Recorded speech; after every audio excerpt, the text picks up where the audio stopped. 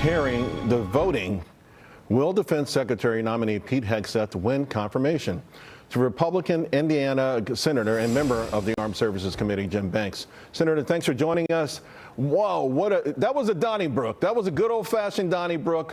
When the dust settled, how does it look now?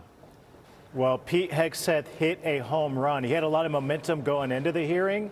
He's got even more momentum coming out of it.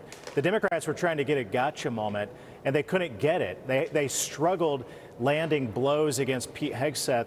Charles, at the end of the day, I walked out of that hearing, and it wouldn't have mattered if it would have been Lloyd Austin or any other person sitting there. Just because he was Donald Trump's nominee, the Democrats made up false accusations with unverified rumors and tried to use that against Pete. But he swept it all aside. He focused on the issues. He focused on why it's important that the next Secretary of Defense gets to work right away to clean up the mess at the Pentagon. Pete Hegseth is the man for the job, and I'm proud to support him. You know, it's interesting. To your point, Byron York made a similar point earlier. The calmer Pete was and the more he focused on the issues and policies and answering the questions straightforward, the more visibly upset the Democrats became.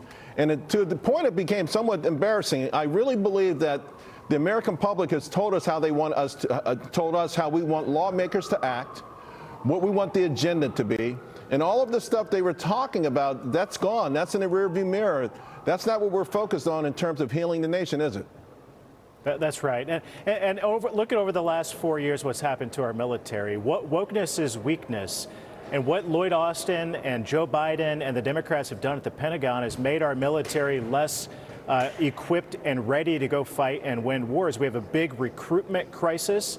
And then the Afghanistan debacle has had a big impact on America's role in the world, the respect that we have around the world. 75% of veterans in America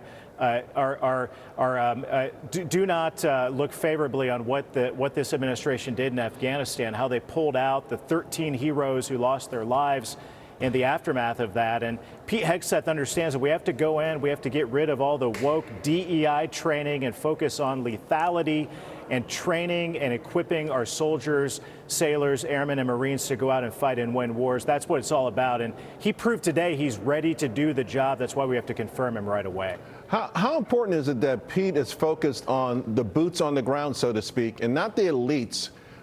You know, the sort of central casting that's given us a succession of folks who get to run this department, and sometimes they look good on paper, but to your point, the execution has been awful.